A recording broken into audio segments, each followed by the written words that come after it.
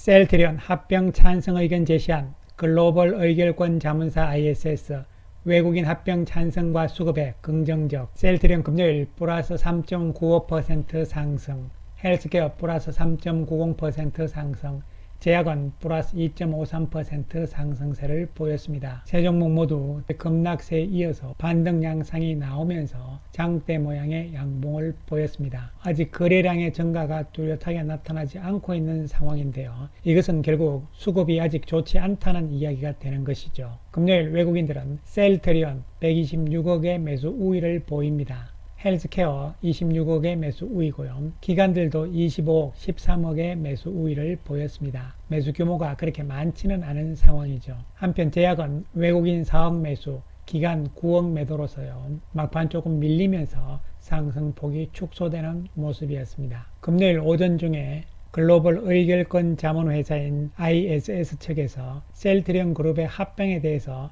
찬성 의견을 제시했다는 보도가 나왔는데요. 그 의미가 무엇인지 오늘 이 시간에는 알아보고요. 또한 ISS의 찬성이 외국인들의 수급에 어떤 영향을 미칠 것인지에 대해서 이야기를 해보기로 하겠습니다.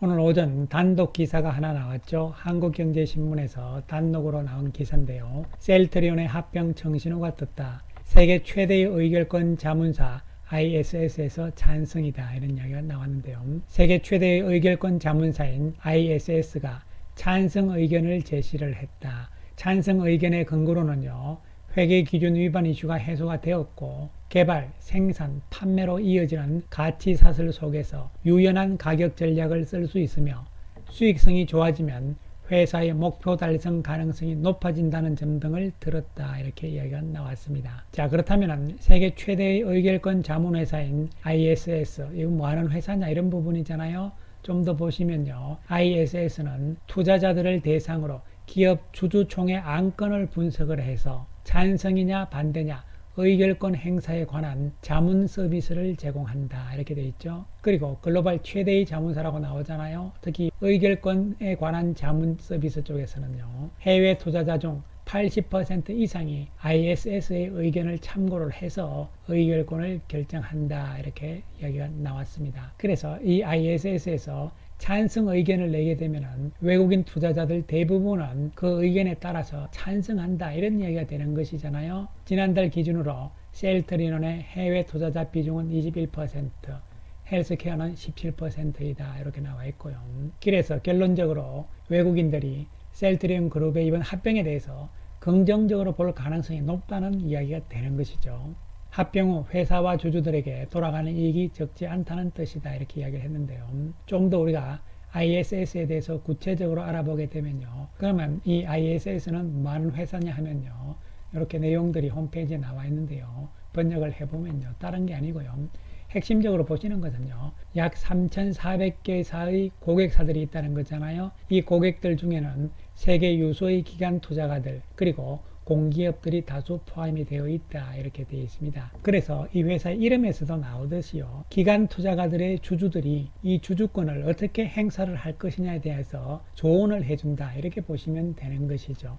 그렇다면은 기관 투자가들 입장에서 예를 들어서 우리나라로 치면요, 국민연금 같은 경우에 자체적으로 투자 집행을 하지만 의견을 듣잖아요. 의결권과 관계된 부분만 자문을 하는 쪽이 바로 ISS라고 보시면 되는 것이죠. 합병권이면 합병권, 아니면은 사회이사건이면 사회이사건, 뭐 여러 가지 건들이 있을 거 아니에요.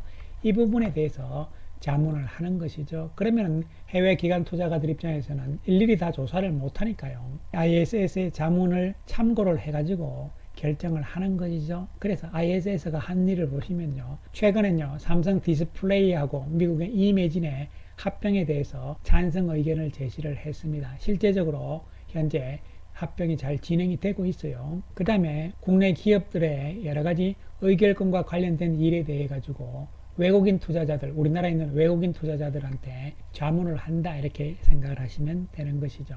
그리고 미국에서는요, 테슬라라든가 이런 큰 기업들의 주총에 대한 안건에 대해서도 자문을 합니다. 세계 1등 업체다, 이렇게 보시면 되는 것이죠. 그래서 이 이야기는 무슨 이야기냐면요, 셀트리온 투자는 우리나라에 있는 외국인 투자자들이잖아요. 요 투자자들이 이번 합병건에 대해서 어떻게 생각을 할 것이냐에는 기준을 정해준다 이렇게 생각을 하시면 되는 것이죠. 그런데 찬성을 했기 때문에 셀트리온의 외국인 주주들은요 찬성의 가능성이 높다고 보시면 되는 것이죠. 그 근거를 제시를 한 것이요 바로 R&D 그리고 임상 그 다음에 생산 판매를 한목에다 할 수가 있잖아요. 이런 부분들이 상당히 긍정적으로 볼 수가 있고 그 다음에 또 한 가지는 원가 구조에 대해서잖아요. 특히 생산 원가에 대해서도 좋다 이런 이야기가 나왔잖아요. 매출 원가율이 개선이 되고 이에 따라서 수익성이 좋아지고 또 그만큼 돈이 남기 때문에 그 부분을 가지고 신규 시장 진입이라든가 입찰 이런 부분에 쓰기 때문에요. 가격 경쟁력을 가질 수가 있다는 이야기가 되는데 또 한 가지 중요한 것은요. 판매 관리비 쪽에서도 중요한 얘기가 하나 나온 것이 있죠. 이번 간담회에서 포트폴리오가 확대가 되면 즉 판매 제품이 많아지게 되면 판매와 관련된 고정비도 줄어든다는 이야기가 되는 것이죠.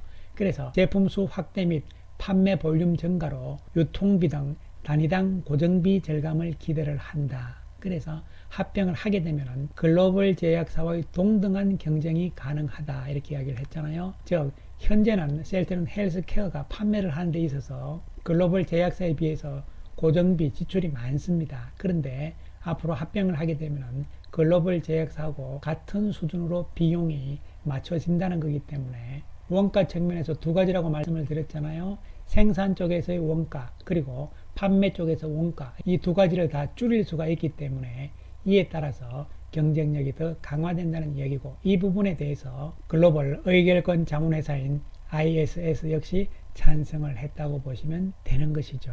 그렇다면 국내 외국인 투자자들의 상황을 보시면요. 조금 더 쉽게 말씀을 드리면 이런 거죠. 이 자료는 작년 12월 말 기준인데요.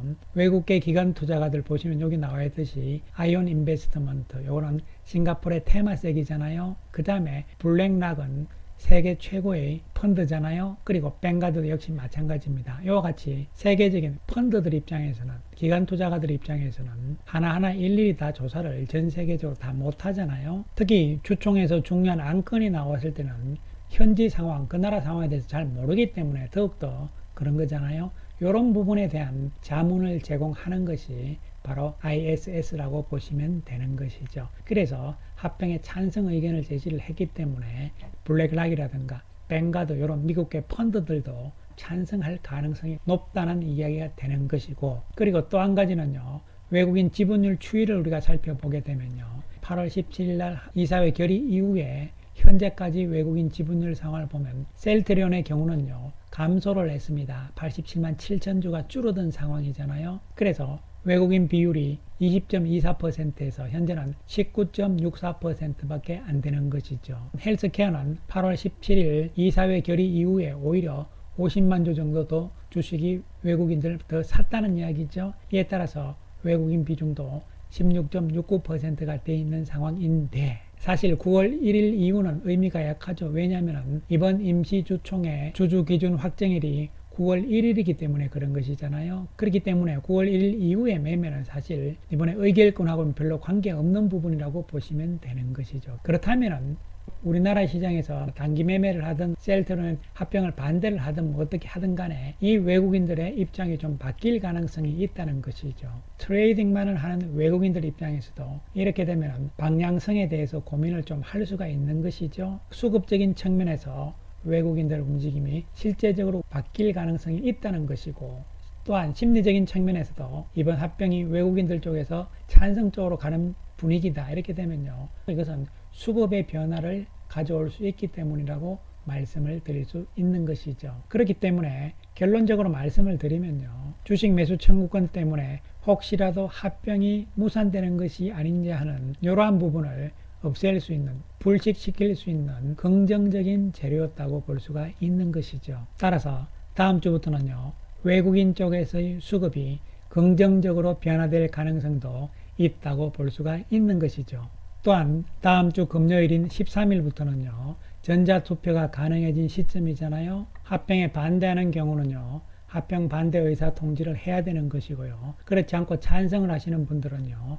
10월 13일부터 전자투표를 통해서 찬성표를 던지시면 되는 것이죠. 어쨌든 이제 본격적인 합병 과정이 진행이 되고 있고 또한 다음 주에 주가 움직임이 고비가 되는 것이죠. 왜냐하면 그 다음 주가 되면은 10월 20일 즉 합병 반대의사 통지 접수 기간이 만료가 되고 23일 날은 주총이 있는 날이기 때문에 그런 것이죠. 이제 수급의 변화 가능성 그리고 합병이 무산되는 것이 아니냐는 우려심 이런 부분들이 불식될 사라질 가능성이 있기 때문에요.